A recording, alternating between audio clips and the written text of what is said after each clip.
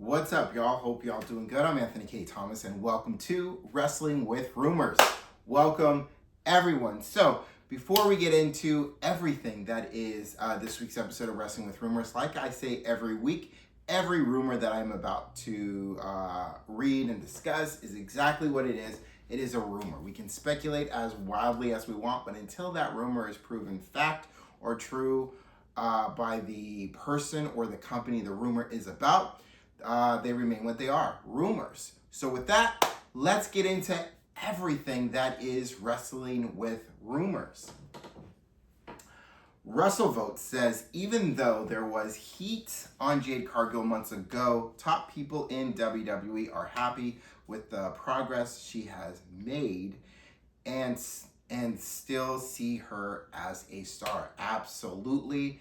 She's got her baddies, as she used to call them in AEW. She's got them in WWE, in Michin and BFAB.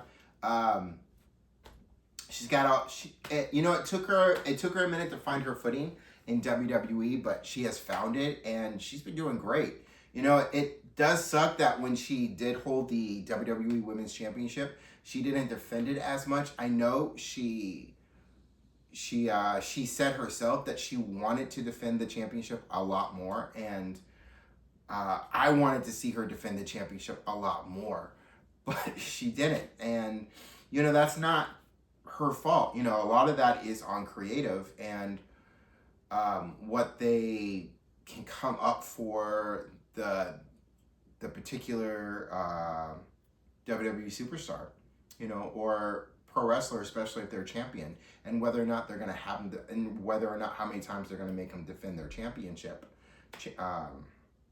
as well. So it just sucks that even though she is doing great and she is a star in general, but especially in WWE, that's the only thing that really sucks. And I'm hoping that when she once regains the WWE Championship, I'm not saying anytime soon, but eventually when she regains the WWE Women's Championship, I'm hoping that there is more title defenses and more contenders, because the women's locker room just on SmackDown alone is stacked enough for her to have more contenders for that championship. So something I'm hoping for in the future. According to PW Insider, WWE is increasing house shows this summer as a way to experiment with new things in front of live audiences while getting younger talent more reps in front of paying fans. The live shows are just incredible. I mean, Cody Rhodes and quite a few other WWE superstars have said that they've missed doing the live events because there's a little bit more freedom in doing the live events. You're not completely restricted to television time because there is no television time. And there's a lot more that a WWE superstar, no matter where they are on the card, are able to try and see how it works with the live crowd and see if they get a feel, if they're feeling it or not. So, and especially with NXT talent that have been called up and now spread across Raw and SmackDown, having them do the live shows is absolutely great experience, more experience in being in front of a live crowd. Absolutely. So I love doing that. And also, I'm loving that NXT live, that NXT is now starting to do a lot more live events as well. It's great. I hope I start seeing a lot more of that, because that is absolutely what not only those in NXT need. They need a lot more of that in front of the crowd, but absolutely more of that on the main roster with the new with the call-ups of NXT that are now spread around Raw and SmackDown. And also just for everyone that's on the roster of Raw and SmackDown, it's great to just get in front of a live crowd, and they might have an idea for something that they can now try in front of that crowd. The live event stuff is always fun. It's always fun, so I hope it keeps happening. Per Fightful Select, Bishop Dyer has finished up his non-WWE commitments. That includes MWL, where Dyer was in the Skyscrapers tag team with Donovan Dijak. In addition to to that clue, Fightful's also heard from multiple industry sources who believe Dyer, or as we know him in WWE, Baron Corbin, has already signed with his former company or is about to. So whether or not he does or doesn't, I know I said, I brought something up about this, about possibly this happening, and stating that I know he's been having fun on doing the independents, doing the schedule that he likes to do, but things do change. And if he has signed or is about to sign, I'm very curious to see what it is that he's doing. There has been some word that it's possible that he's doing something with Danhausen, that it's possible that the body that we're seeing lying in his laboratory, so to speak, that's him. And that Danhausen is just in the middle of bringing it to life, and when it's brought to life, it'll be revealed as Baron Corbin. But we will see. We will see. According to PW Insider, WWE has finally removed Triple H from their internal active roster list, almost 7 years after his final career match. Yeah, take your time. Take your time with moving him from the active roster. There's no rush. It's about time. My God. Anyway, there are many talent within AEW pushing for the company to try and sign Leon Slater once his deal with TNA expires. Even if it was once considered a formality, he would be going to WWE proper. Claims Selfmade Pro, there is no deal in place for the latter, but there could be an arms race of sorts once he becomes available. And that leads into and we're going to segue that into the thing that I want to talk about, which is Leon Slater's contract once it expires in the fall.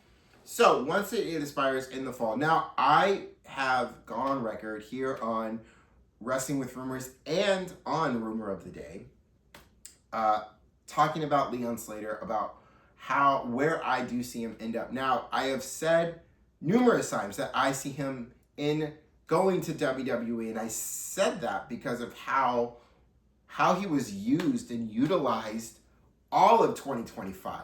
If you look at where during when the partnership between WWE and TNA was really heavy at that time, and we were starting to see a lot of TNA talent show up on NXT, and how Leon Slater was being used not just on NXT but a few times for WWE on the main roster, and how he was used in matches, how he was like a surprise here and a surprise there, how he was part of Deadline.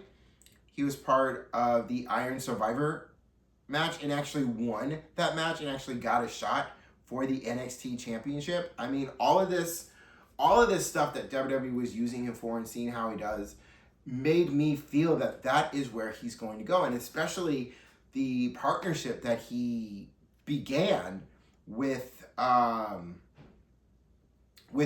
Evans, and how that could continue once he could possibly sign with WWE. You have a tag team right there in Leon Slater and Javon Evans that can do some real damage, that can make some history, that can win some tag team titles on the main freaking roster, be it on Raw or SmackDown.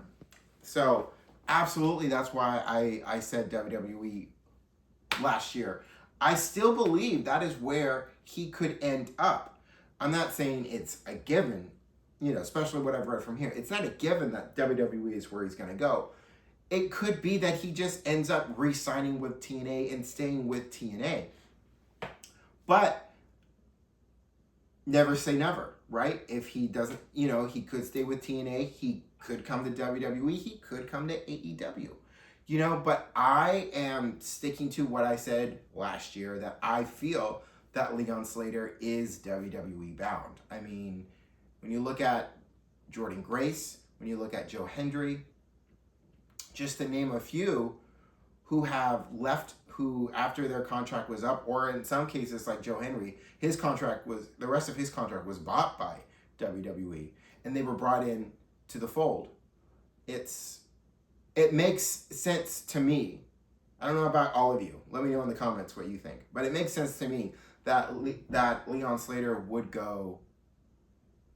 end up in WWE. But when we get into the fall, so we're talking September, October, November, we will see exactly where he ends up. But I am holding firm that we are seeing him in WWE. But again, we will see. Now, the next thing I wanted to bring up was comparison of title defenses between each wrestling promotion, like Darby Allin, like Cody Rhodes, like Roman Reigns. I saw something that made me want to just bring it up really quick of someone putting pictures, had 3 pictures, Darby Allin, Cody Rhodes, Roman Reigns. And next to them were the number of times they defended their titles.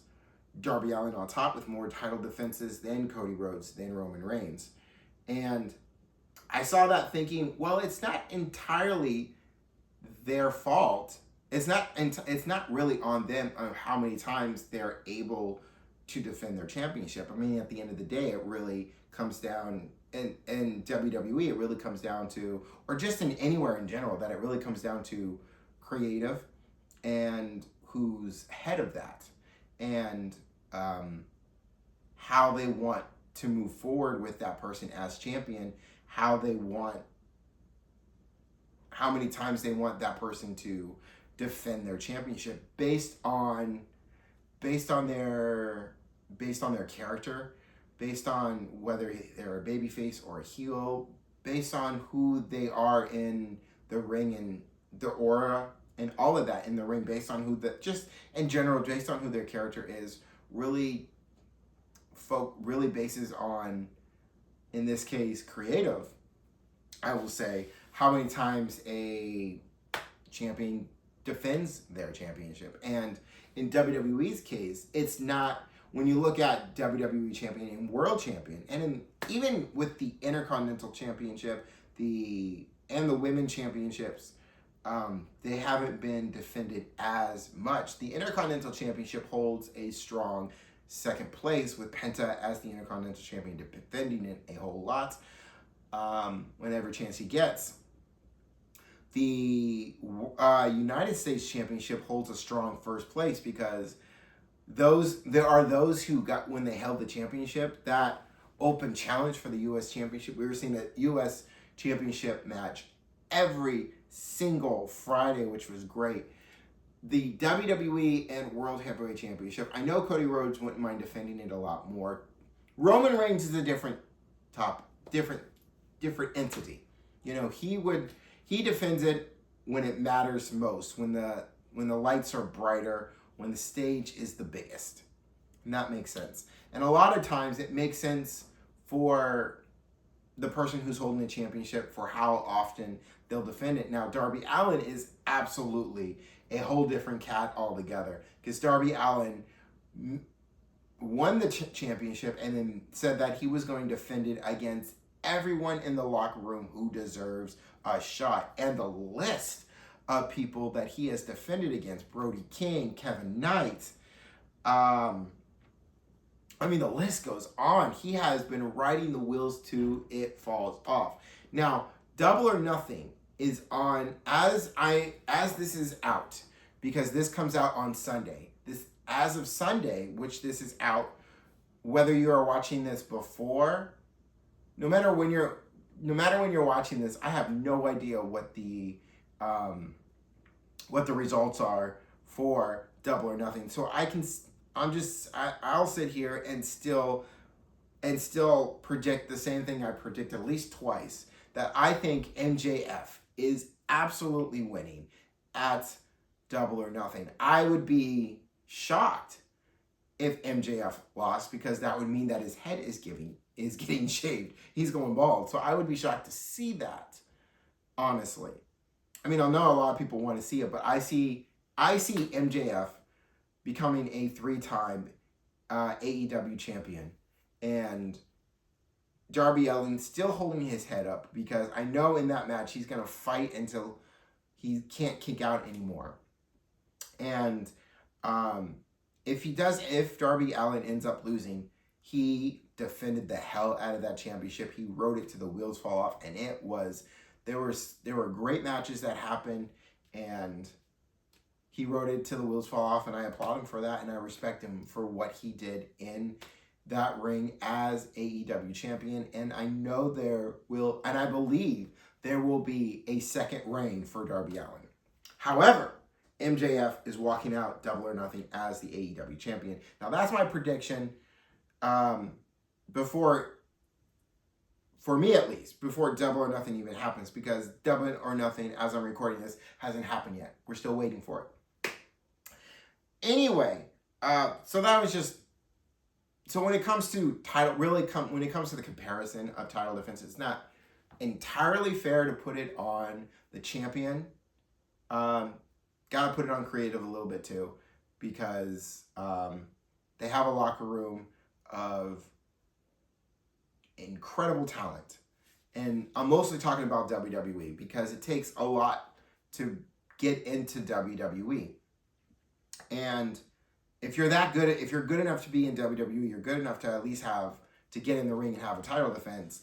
And there can be championship matches in between the PLEs that could happen, and that would make great matches. CM Punk is a perfect example where he defended that world championship as often as possible, and it was great. The matches he had were incredible, especially the one before, especially one that he had.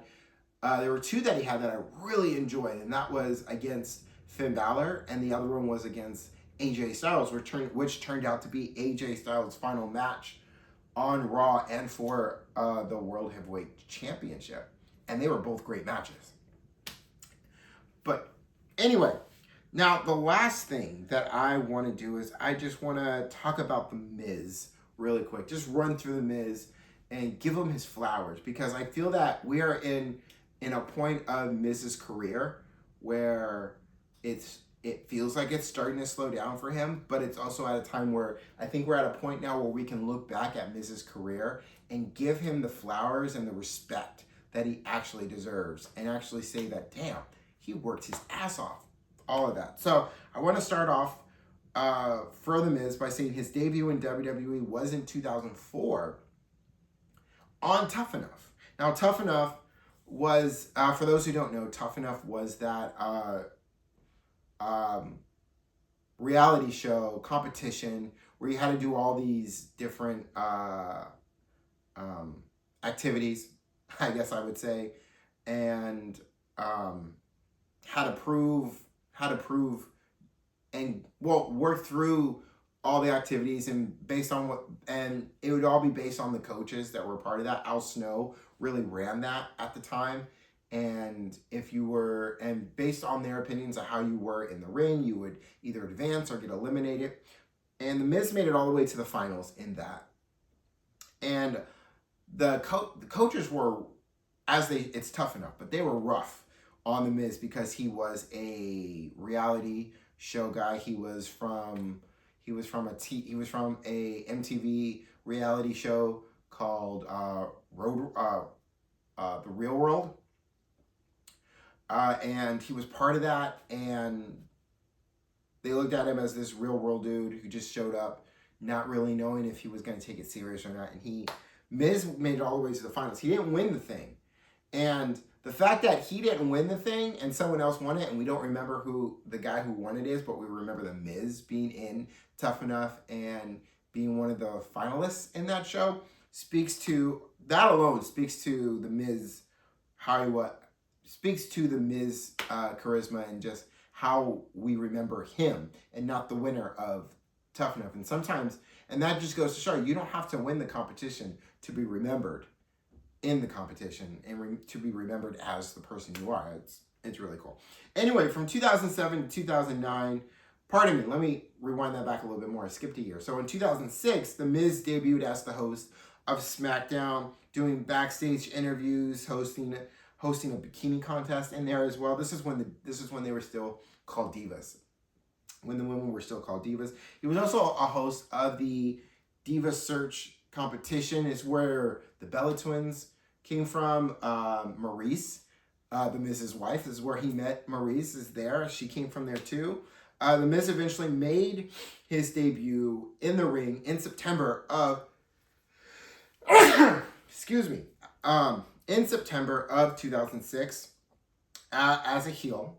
And then 3 months later, the Miz would stay for 3 months. The Miz would stay undefeated until December 17th at Armageddon, when he lost to the Boogeyman. I mean, y'all remember that. I don't know who remembers, but the Boogeyman. You know, I'm the Boogeyman, and I'm coming to get ya. And he ate worms, and dude was crazy, but it was cool. It was cool. It was cool. From 2007 to 2009, the Miz teamed up with John Morrison, and they had this cool show that was at first on the WWE website. It was called Dirt Sheet, and that eventually became something that you could see that became a show that would happen in the ring in front of the crowd, which was funny. It was entertaining. John Morrison and the Miz would go on to win tag team titles, and then the draft happened. Pardon me, the nose is crazy today. Then the draft happened. Pardon me for the nose itching. Anyway, so eventually they lost the tag team titles. Then the draft happened. And the draft is, y'all remember the draft, where WWE superstars from Raw and SmackDown would get switched around. Some would stay on Raw, some would go to SmackDown, some would stay on SmackDown, and some would go to Raw. Anyway, that happened. And once it was found out that once the draft happened, the Miz and John Morrison were going to go to separate shows. The Miz attacked John Morrison. That ended their partnership. Moving forward, in 2009 and 2010, the Miz won his first singles title and the United States title. It was also in 2009 when he came up with the finisher, the skull crushing finale, where he came up with the catchphrase, "I'm the Miz, and I'm awesome." And it's also in that same year where they debuted his new theme song, "I Came to Play." Love that theme song. One of my favorite theme songs in WWE. In 2009 to 2011, on July 8th, 2011, The Miz won the Money in the Bank contract. It was 4 months later when the right moment for The Miz appeared, and he was able to successfully cash in the Money in the Bank contract on Randy Orton. From there, from winning his first WWE Championship, he went on to enter into multiple successful title defenses. The Miz would go on to WrestleMania to face John Cena for the WWE Championship. The Miz at that WrestleMania had an incredible entrance. This was also the same year that The Rock was really showing up, coming back to WWE. It was good to see him again. It was exciting. It was also there was a slow build at that same time that was starting to happen between John Cena and The Rock. Now, The Rock was the host of WrestleMania, and The Rock was going to insert himself into that WWE Championship eventually. Now, The Miz had an incredible entrance, like I said before, at WrestleMania, talking about who he was, using a song by Nas, "Hate Me Now." Love that song. One of my favorite songs. And it just worked well with all the video packaging that was put together for The Miz about how he was being treated and how he was the heel. "You can hate me now," all this stuff. It was fantastic. Anyway, with a little help during that match, with a little help from The Rock, The Miz was able to capitalize on that and retain his WWE Championship, which then also set up the match that would happen the following year at WrestleMania between The Rock and John Cena. But we're staying on The Miz. This ain't about Cena and this ain't about The Rock. But it just happened to happen around that period. Anyway, this is on Cena. So The Miz would go on to retain his championship, keep that WWE Championship until May 1st when he lost to John Cena in a triple threat match at Extreme Rules. Now, 2011 and the 2012 the Miz would begin to team up with R-Truth, and that would begin the team of Awesome Truth. They were a team that would talk some stuff, get into trouble, have matches, win some, lose some. One of their biggest matches was against the one-time only team of The Rock and John Cena, as we were still building to that WrestleMania match between Cena versus The Rock. The Rock came back in Survivor Series because it was also the anniversary of when The Rock debuted at Survivor Series. So he had a match with The Rock. So The Rock had a match with John Cena, and they took on Awesome Truth. That was a match that Awesome Truth lost. John Cena and The Rock won. Yeah. Then we get into 2012, 2013. Miz would win his first Intercontinental Championship against Christian. And in doing that, becoming a Triple Crown champion, winning the Intercontinental Championship, the United States Championship, and the WWE Championship. They didn't count having those tag team titles, but that's what made him a Triple Crown, was those 3 single titles that he has won.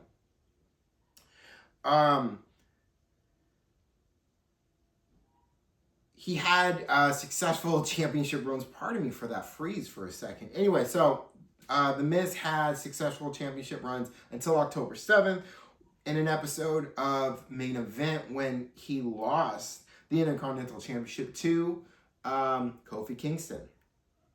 Then we get into 2013 to 2016, where The Miz started calling himself the A-lister, the Hollywood A-lister. This is around that time when Miz was starting to star in a lot more movies. Granted, they were going straight to DVD, but here's the thing: The Miz was completely carrying the Marine franchise. John Cena started the Marine. He was in the Marine. John Cena was the first in the Marine, but The Miz carried it on through the rest. And I've seen some of those Marine sequels, and they were actually fairly decent. They were actually pretty good. John Cena, The Miz would also have a partnership with Damien Sandow, and Damien Sandow would change his last name from Sandow to Mizdow. And Mizdow, Damien Mizdow was considered a stunt double, and it was very entertaining, incredible. By 2016, The Miz would once again hold the Intercontinental Championship for the 5th time after defeating Zack Ryder the next night on Raw after WrestleMania, where Zack Ryder won the Intercontinental Championship, which was a great moment. And I think a lot of us were expecting Zack Ryder to hold that Intercontinental Championship for a lot longer than he did. He only held it for 24 hours, and then Raw after Mania lost it to The Miz. Then we go on to 2016 and 2018, where The Miz had several title defenses. And then on August 28th, on an episode of Talking Smack, while still holding the Intercontinental Championship, it was the famous argument between The Miz and Daniel Bryan. It felt very real, and it felt like in that moment that Daniel Bryan was going to knock The Miz's ass out. And at this point, Daniel Bryan wasn't cleared to get back in the ring because of his neck. So Daniel Bryan was the GM of SmackDown at that time, and was also co-hosting Talking Smack with Renee Young at that time. However, anyway, that moment between those two, it was unforgettable, and a lot of us are still talking. And the fact that we're still talking about it today just says, how memorable that moment was. But anyway, moving further, it was at No Mercy, October 9th, when The Miz lost the Intercontinental Championship, to Dolph Ziggler in a career versus title match. Then on the 900th episode of SmackDown, November 15th, his wife Maryse helped The Miz win back the Intercontinental Championship for the sixth time. The Miz would hold on to the Intercontinental Championship until the following year, January 3rd, 2017, on an episode of SmackDown when he lost the Intercontinental Championship to Dean Ambrose. At Extreme Rules, June 4th, a couple months later, as we're getting into the summer months of 2017, The Miz defeated Dean Ambrose to once again win the Intercontinental Championship for the seventh time. On November 20th of 2017, The Miz lost the Intercontinental Championship to Roman Reigns, ending his title reign at 169 days. From 2018 to now, The Miz won the Money in the Bank for a second time, holding the WWE Championship for a second time. It's interesting how he won the Money in the Bank contract. Now, the Money in the Bank contract originally was won by Otis. Then, The Miz challenged Otis to a match for the Money in the Bank contract, and The Miz won that Money in the Bank contract. I won that Money in the Bank contract from Otis. Wow. Then uses that contract and defeats Bobby Lashley after Drew McIntyre attacked Bobby Lashley, putting Bobby Lashley down. That was the moment for The Miz to capitalize. He did. He won the WWE Championship for a second time. And 8 days later, The Miz lost the WWE Championship to Bobby Lashley. But